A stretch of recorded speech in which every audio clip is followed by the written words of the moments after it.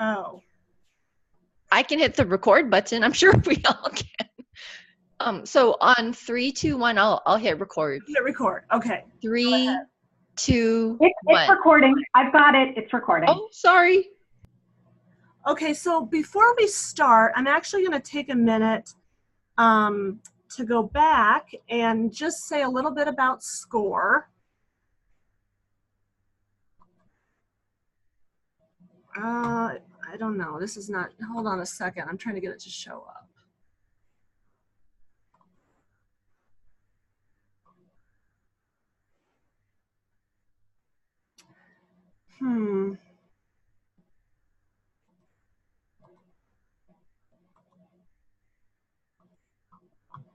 All right. Well, I'll just do it with audio. For those who aren't familiar, if this is the first time you're joining us, SCORE is the Scholarly Communication and Open Resources for Education interest group of CARL. And we are an active community of people who are interested in or working on scholarly communications and open educational resources. We have quarterly meetings and biannual webinars, and this is one of those today. And SCORE is free to join with your CARL membership. Today, the webinar is being recorded, and we will have a link that is sent out afterwards so that you can access it after the webinar is complete. And I would just like to ask everybody to be thinking about our upcoming elections.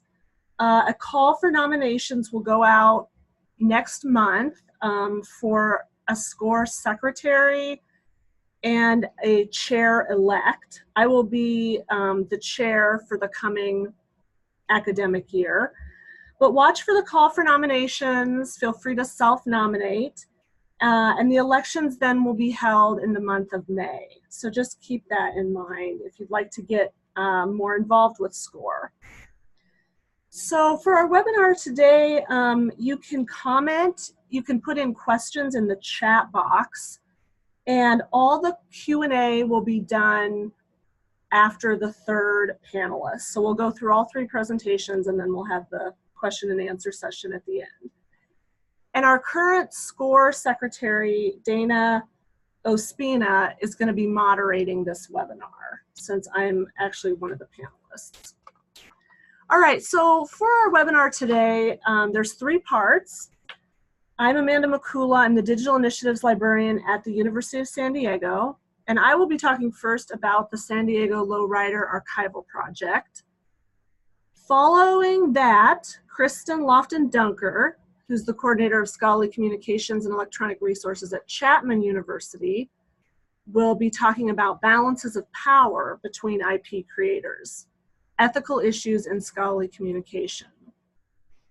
And then our final panelist is Paige Mann, and she is the STEM and scholarly communications librarian at the University of Redlands. And Paige will be talking about scholarship and examination of inclusion and exclusion. So with no further ado, we're going to start off with the San Diego Lowrider Archival Project.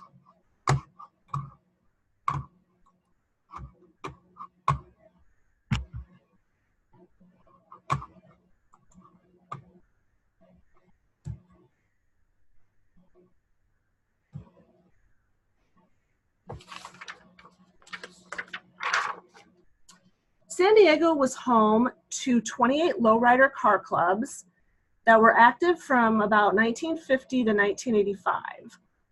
The lowrider movement is a vital piece of our city's history, and in particular of the neighborhood, Logan Heights, where much of it unfolded.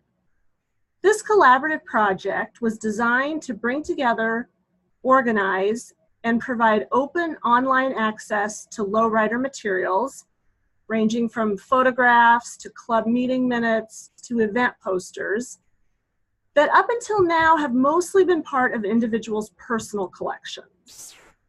This project is a celebration of the lowrider movement and the qualities that it embodies: creativity, independence, cultural pride, resistance, activism, community service, collectivism, traditional and ritual, and cultural continuity. Here's what I'll be covering today. I'll talk about the goals of the project, a little bit about the background, and then some issues that required special attention. And interspersed with each of these sections, I'll share some images from the project.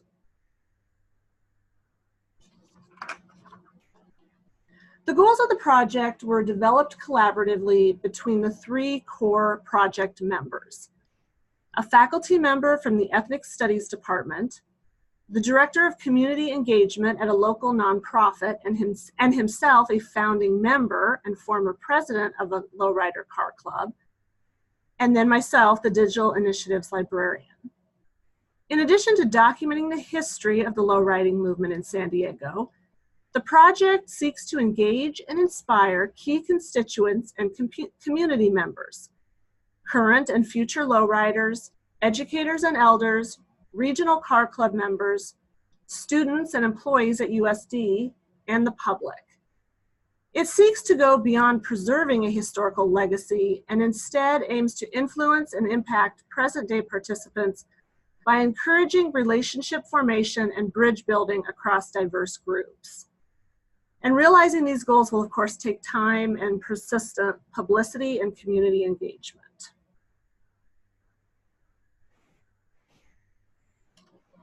Materials from the project are organized by car club. Here we have a photograph from a member of the Crowd Car Club, Steve Massa Wade, and his completely customized or totally radicalized car called Beyond Imagination. This car won first prize at many car shows and signaled the move from lowriders in the streets to lowriders in the car show circuit. Beyond Imagination was sold to Gaspar Martinez in 1995 and retransformed into Timeless. It was not unusual for a car to change hands and be recustomized by its new owner.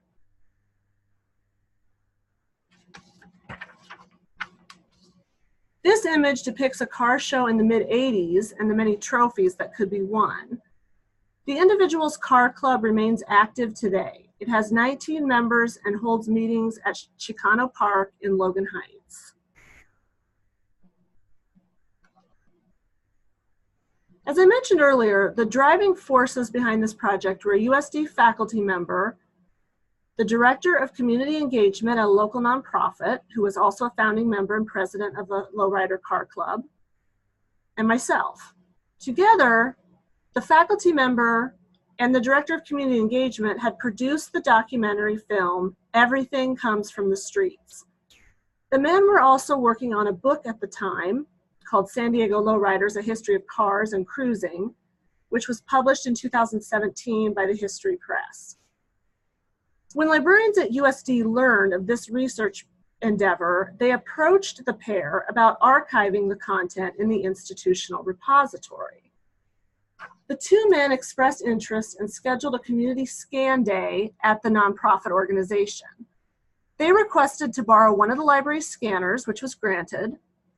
Now, the library was not invited to have a presence at the scan day, and instead a student assistant who was trained by a library staff member helped at the event.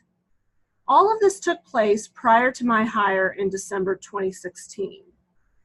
When I arrived at USD, I was told the scan day had taken place. The scanner had not been returned and the images hadn't been shared with the library. I initiated contact with the pair and we talked about next steps. The faculty member had all the scanned images on an external hard drive and he lent it to me so I could pull them for ingestion into the repository. He returned the scanners and provided the permissions forms that participants had signed at the scan day. The images were not organized in any way, and I had no idea what I was looking at. I asked the director at the nonprofit if we could meet on a monthly basis to sift through the images and assign metadata to them, such as the approximate date they were taken, a short description of what was pictured, who had donated the image, and what car club members were pictured. He generously agreed, and his knowledge and impatience was invaluable. Then together, the faculty member, director, and myself applied for and received an internal humanities-centered collaborative research grant of $500 to apply toward expenses related to the work. To date, all the materials ingested at the scan day have been ingested into our IR, with the exception of those that were used in the book, in which case copyright was transferred to the publisher.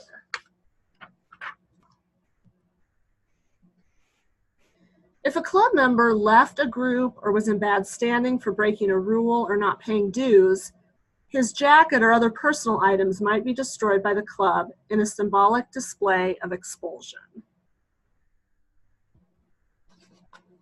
Ladies' car or lowriders car clubs weren't only for men. The Specials and Ladies' Pride were two all-women car clubs. Club members expressed regret that once they married and had children, it was difficult for them to continue being active in the group. Some, however, have revived their interest and participation in lowriding. Noni Simano, who is pictured here, is still cruising today and is now a member of the Unique Ladies Car Club.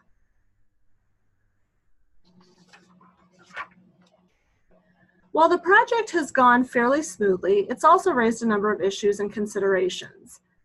These issues are compounded by the fact that I entered the picture in the middle of the process. I had to be brought up to speed to listen closely to what had happened before my arrival and ask a lot of questions so that I understood the different perspectives involved.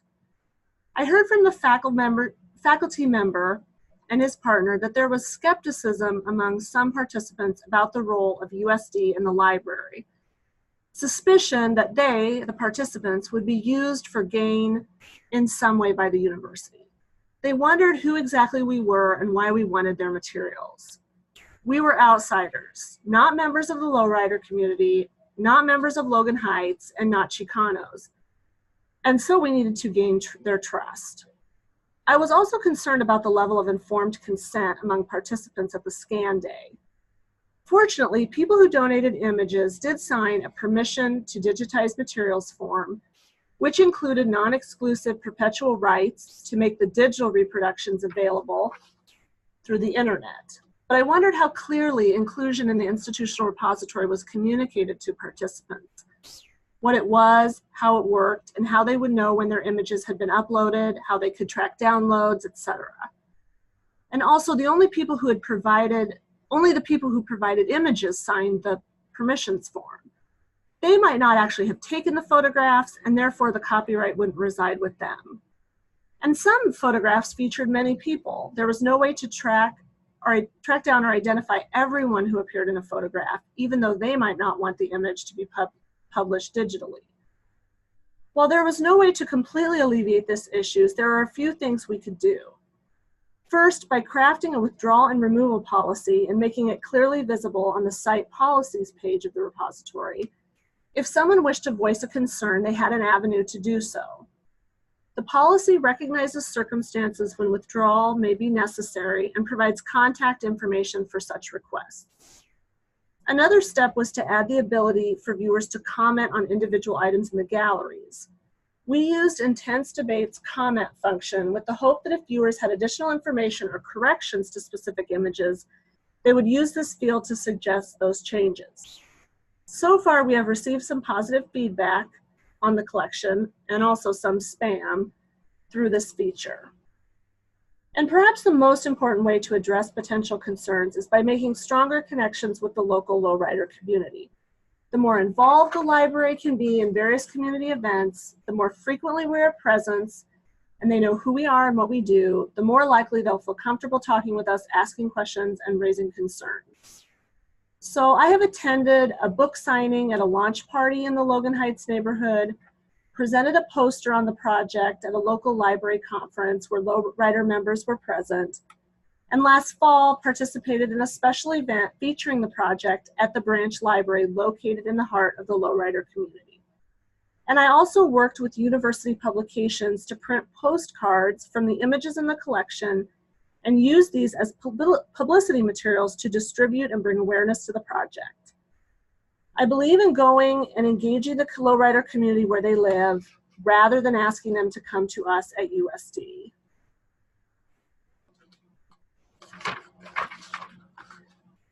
Club members show how high they can go at a hop event sponsored by the Corner Car Club in downtown San Diego. A cash prize was given to the winner. These competitive car hops began in 1977 and ran through 1985. Car clubs from LA competed against San Diego clubs. The San Diego Police Department assisted the lowrider community in securing the county administration building each year for this competition. First ride as husband and wife in a 1969 Chevy Impala owned by Ben Osorio. Ben and George Yosef founded the Unlimited Car Club while they were students at Sweetwater High School in National City. And prior to that, Ben built lowrider bicycles while in junior high. And here's the URL where you can find the collection. All right, thank you very much.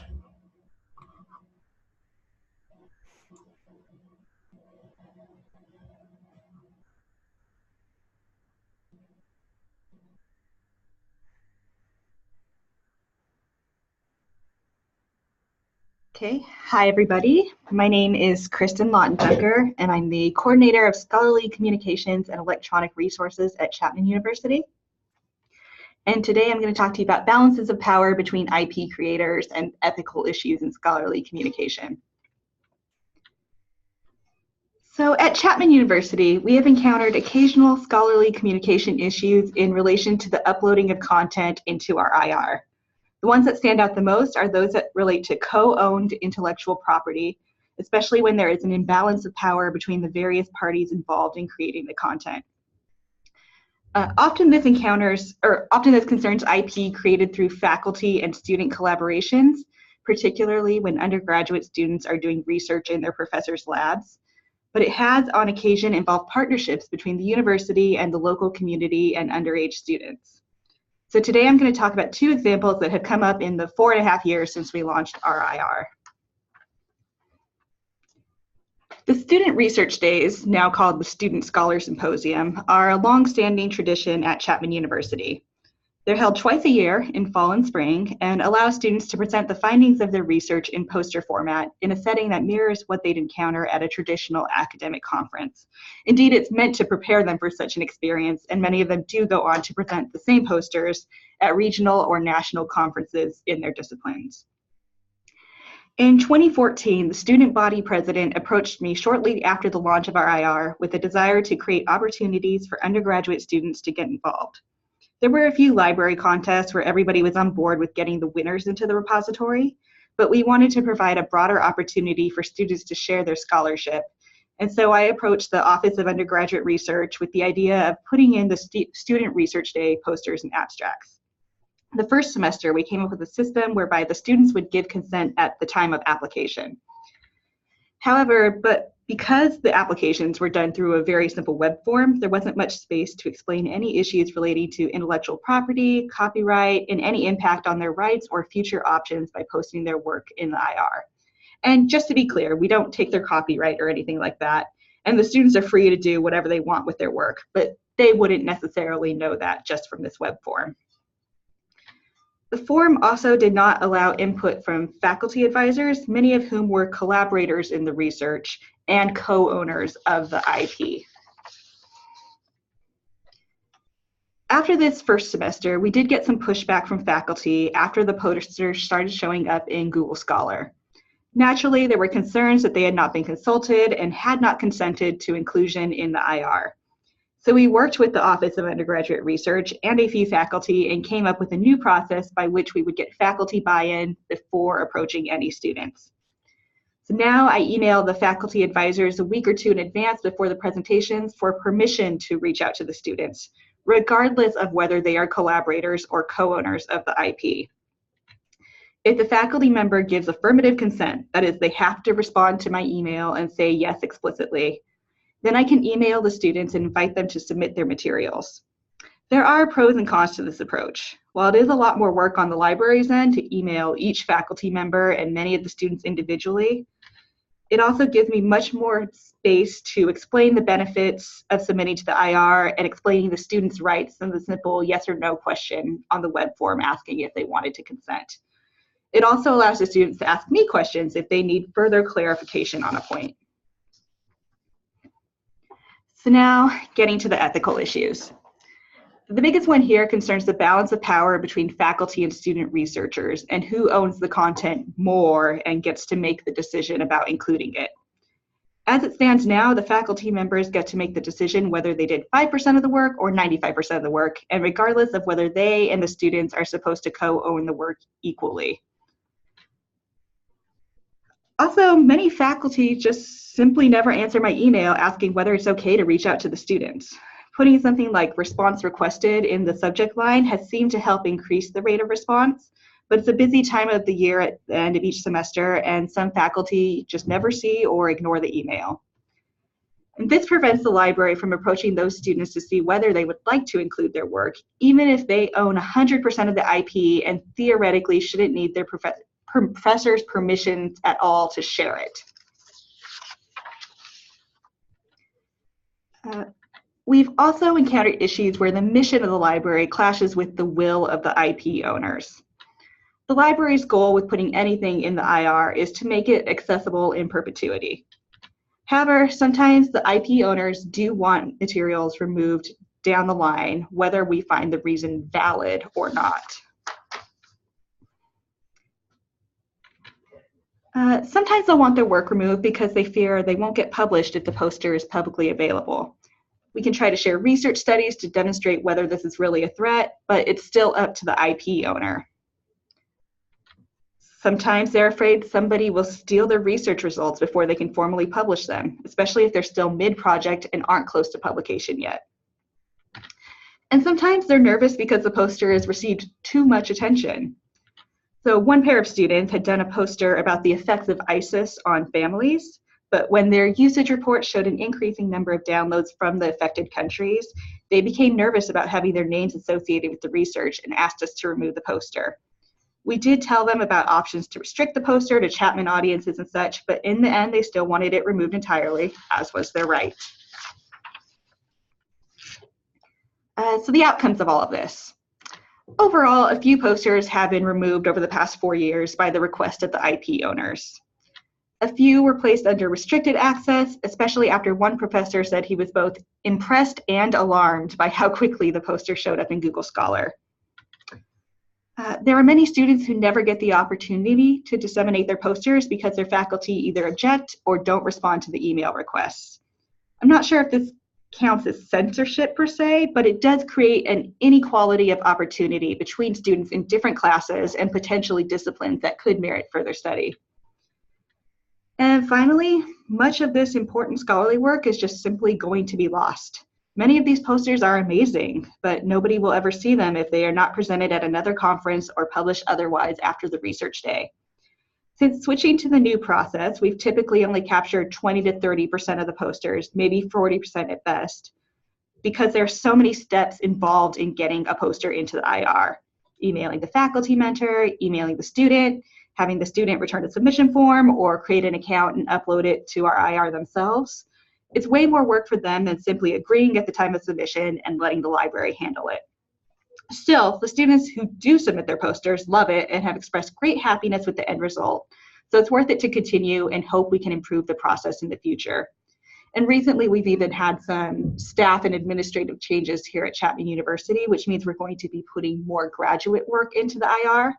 So I'm hoping that will, in time, affect how we treat undergraduate work as well. The second example I'm going to talk about involves not only undergraduate scholars, but underage scholars. For the last several years, one of the classes in our College of Educational Studies has been collaborating with a junior high journalism class at a local academy. The two classes collaborate for 4 months to create a collection of features, editorials, and news articles around a central theme. The first year it was safety, and the second year was global issues. These writings are collected into a bound volume for all the participants and also publicly disseminated through Chapman's IR. So the university students grant permission for their writings to be posted as part of the course, but we run into some potential ethical situations with their writing partners, the junior high students. Because they are minors, they cannot legally consent to include the work on their own, and so we need to get permission from their parents to post their writings online as part of the scholarly and educational mission of the course. To help facilitate this, we took the permission form that our students could normally sign when the library is handling the upload of their work and annotated it to better explain all the legal language, i.e. this means this, that means that, this is the implication. This was important to do because even though the language on the form isn't that complicated, we didn't feel it was fair to expect the parents to automatically understand it, and also because the school serves a diverse population and not all the students and their parents are native English speakers. We wanted to make the form as accessible as possible so they would know what they were signing and what the ramifications were. There was also a fear of possible incrimination if some of the students' writings were publicly disseminated. Because it was a class on journalistic writing, many of the students conducted first-person interviews with family members and people in their community, and many of them were writing about either controversial issues or possibly criminal ones involving immigration, drug use, gang activity, and so on. Even using pseudonyms, there was fear that either they or the interviewees could potentially be targeted as a result of the writings being made public. So in these cases, a few students or their parents either chose not to give permission or we chose to redact the pieces where they expressed concerns. We're also preparing for the ethical issue of future objections, particularly once the student authors come of age.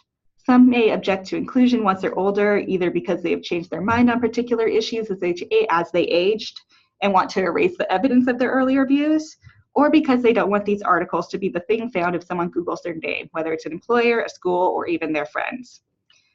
We have to be prepared to remove their work if they request it, which is fairly easy to do. The system can even keep a copy of the file on the back end invisible to the public for purposes of preservation or in case they change their mind again. We may also have to consider that some students may make a request for removal before they become legal adults and figure out what to do in that scenario. So if you're interested in looking at either of these collections, the Student Research Day Abstracts and Posters or the Yorba Chapman Writing Partnership, there are the links to them in our IR, and I'll hand over the presentation to the next person.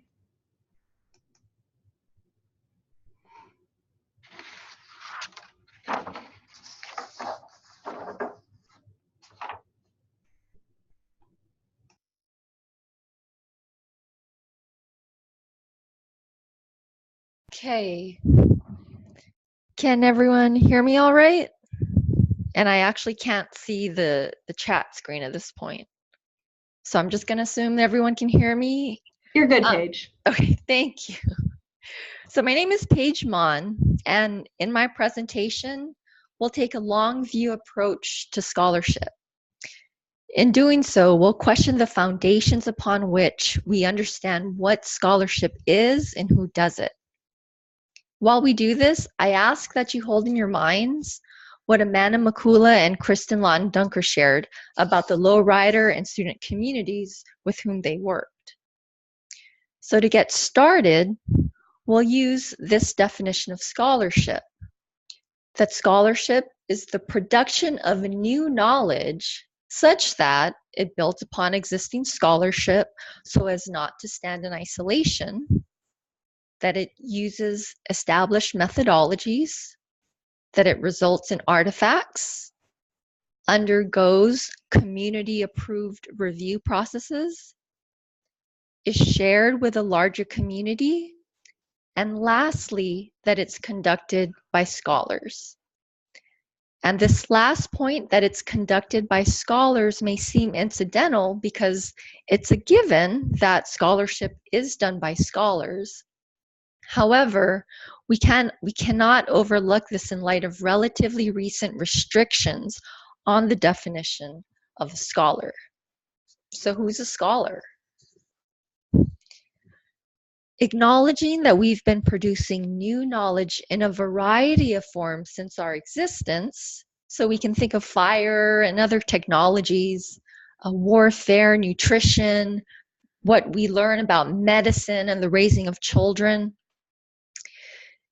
Thinking about these various forms of knowledge, I ask, what purpose is served by such a narrow definition as this that doesn't take into account the many ways the knowledge is and has been created by a diverse group of knowledge creators?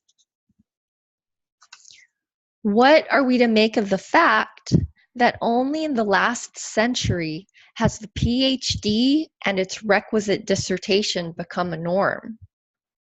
Furthermore, the institutions that bestow these degrees have themselves only gained this kind of authority fairly recently, the 19th century, despite having been in existence since the 12th century, or rather, since they've been in existence in a form that's recognizable to us today. Now, to be clear, my aim is not to discredit higher education nor the expertise that results from rigorous education, but rather, I think it's important that we consider multiple models of expertise and scholarship, for in some ways we already do. We can think of Aristotle, Galileo, and Newton, who are all treated as scholars of their time, yet they do not meet present-day standards for who a scholar is. This should raise questions about who we include, who we exclude, and for whom we make exceptions when defining scholars. We can also extend this in geographic terms, recognizing that although scholarship occurred worldwide for millennia, before and after institutes of higher education existed, only recently have we adopted an endorsement system rooted in Western ideologies. So in this diagram, I've associated concepts whose meanings have changed over time with either the century that it first became understood in terms familiar to us today, or the century where it became widely known. And this bird's eye perspective reveals the primacy of Western and especially European ideologies that have developed over millennia to shape and define what's often understood on an international scale as knowledge. So what we see in essence is knowledge and scholarship that reflects elevated value for human existence, human intellect, individualism, and knowledge that is physical and observable, knowledge that's disembodied and ownable, knowledge that is modern and profitable. On the flip side, this demonstrates a sort of subordination of knowledge that values nature, knowledge that is spiritual, communal, relational, knowledge that is intangible or ephemeral, traditional or ancient, knowledge that is embodied, and non-commercial knowledge. Some examples of non-Western interpretations of knowledge and scholarship come from Ross and others who contrast individual ownership rights to knowledge with communal responsibilities to the stewardship of knowledge. Ross and others also convey the malleable nature of knowledge that can be transmitted through performance, through ceremony, and through silence through living people. Simpson writes about the ways that knowledge is connected to land in the gathering of food and medicines, in the construction of social relationships, and the education of future generations. Wayne calls attention to the ease with which the West studies things as if they could be understood in isolation. Elabori de Mudia imparts the value of conducting research as an insider against the notion of detached, objective, in air quotes, objective study. Shah Jahan and Haverkos critique the ways that academia serves as gatekeepers of what is and is not regarded as knowledge, and Smith challenges the limitations placed on Indigenous scholars, writing that they're referred to as project workers, community activists, or consultants, anything but researchers. These voices resist the assertion that knowledge is understood universally, and that the course taken, which has shaped our current understanding of knowledge in the West, is natural, inevitable, and good. Rather, we can argue that the definitions of scholarship and who are recognized as scholars are inherently political, yet treated as if they were universal. And to illustrate this, let's recall that one of the characteristics of scholarship is that it results in artifacts. Now, by artifact, I'm referring to things like articles and books with an underlying idea that the artifact is in some kind of fixed and tangible form, or that the artifact can be captured and documented in a fixed and tangible form. For example, a live performance can be represented by a recording, theater program, or photograph. This then forms the basis from which US copyright law can be applied and the knowledge then exchanged in a market for profit. These elements are imposed upon all representations of scholarship, thereby legitimizing and normalizing scholarship through our legal, academic, publishing, and library institutions. So what happens to scholarship that sits outside these Western conceptions? What do we do with scholarship that has the right to be forgotten, or that perhaps was never intended to be embodied in some kind of static, unyielding form, or governed by state courts, or enshrined as entitlements, or possessed by individuals, or motivated by financial gain? Because so much of the work that we do as librarians are meant to be founded upon values for diversity, the scholarly commons or the knowledge's commons, and the public good, we need to consider the ways that these values are or are not reflected in our geographically and culturally restrictive definition of scholarship. If we were to notice the ways that regional and cultural norms are being projected as if they were universal, we must grapple with the questions.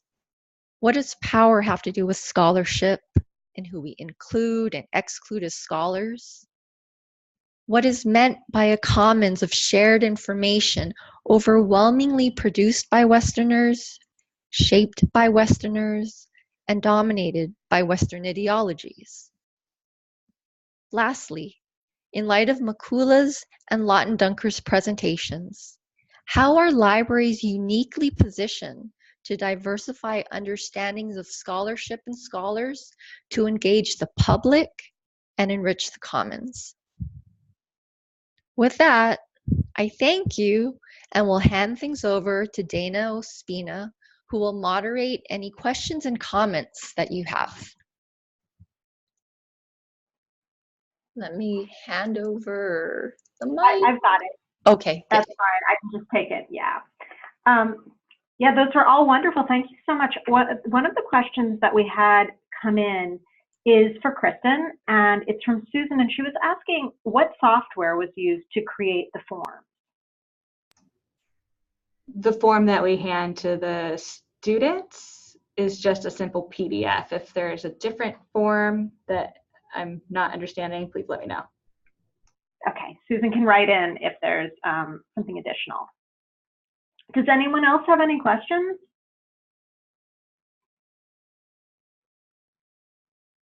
I guess I have a question while we're waiting. Paige, I'm curious, I really enjoyed your presentation, and I'm curious, what sorts of projects or things are you doing in your library that can serve as sort of models or address this definition that we've imposed on all scholarship? That's a great question. I don't know if I necessarily have any examples or models. I think when the three of us, when Amanda, Kristin, and I presented at Carl, we kind of stumbled upon the synergy of our different projects. And so only more recently have I started to really think about how libraries can kind of combine a lot of our social justice values with what we're able to do with our repositories.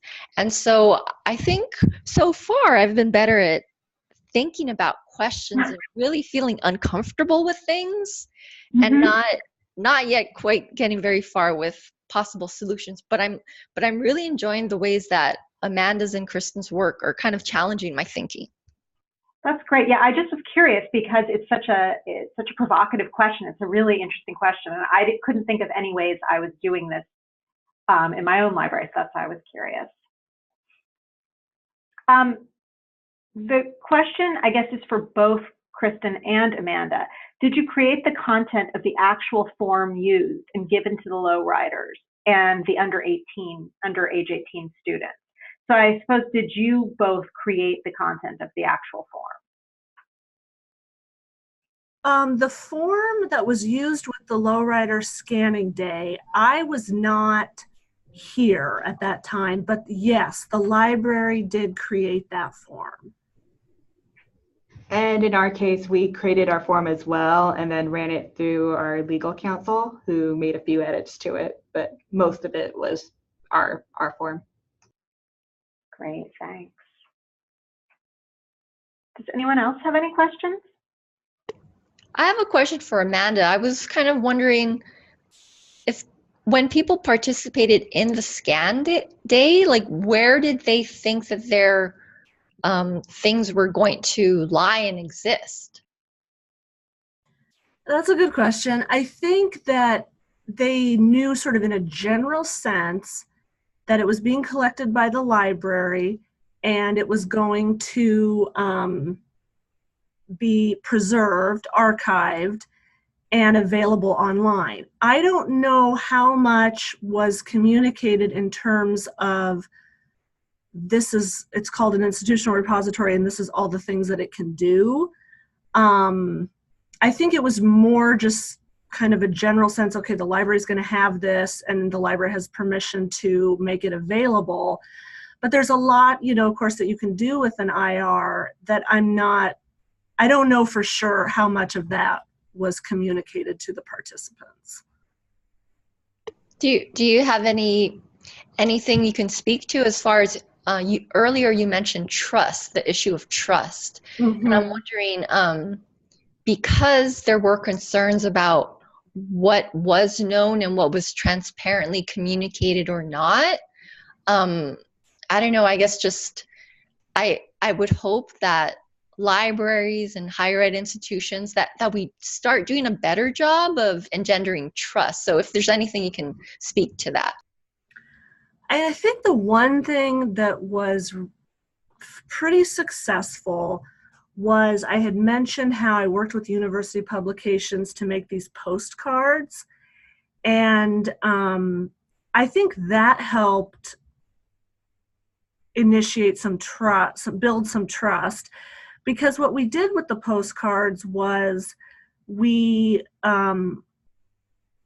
shared them with, I shared them with the director of the nonprofit, and then he made a lot of them available to members of the lowrider clubs, and they really responded well to the postcards. They really liked them, and they liked how the postcards weren't just pictures of the cards, but on the back they had information about the car and its owner and what it was, and a date, or as much information as we were able to gather, it had that.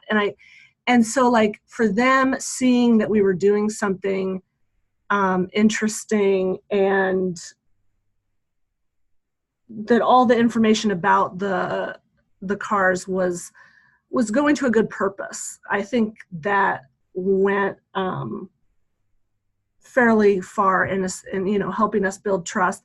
But then also, just like I said, going to their events, showing our faces, having a presence at Chicano Park Day or at the library where that's located in the lowrider community, just kind of being involved and participating, I think that helps as well. And now we're seeing more and more people wanting to give us images and wanting to be involved, and sort of an excitement building around the project. And since they've seen the results, they're telling their friends, and more people are being interested. So, but it's I think it's kind of a long process too.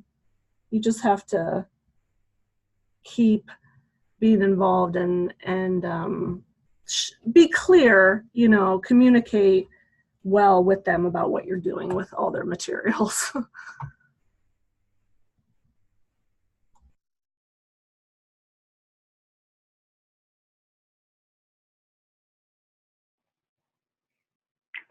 Okay, well, if we don't have any additional questions, and I haven't seen any more come in through the chat, let's see. Oh, yep, here we go, from Kelly. Kristin, did you have the underage students sign even if they couldn't legally consent? Their parents had to sign.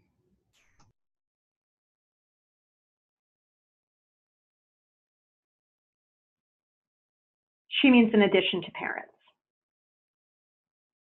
So did you get the students and the parents?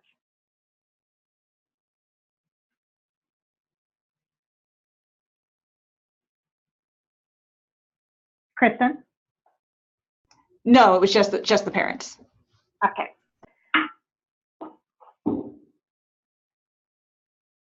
Okay, well, if there isn't anything else, then I think I'll turn it back over to Amanda just to close out. Okay, thank you, Dana. Thank you to Kristin and Paige for being panelists today, and thank you all for attending. And just a quick reminder to watch for the call for nominations for our elections coming up, and to watch for the link to this webinar, which will be sent out on the SCORE listserv. So thank you all for coming, and I'll see you soon, one way or another. Bye-bye.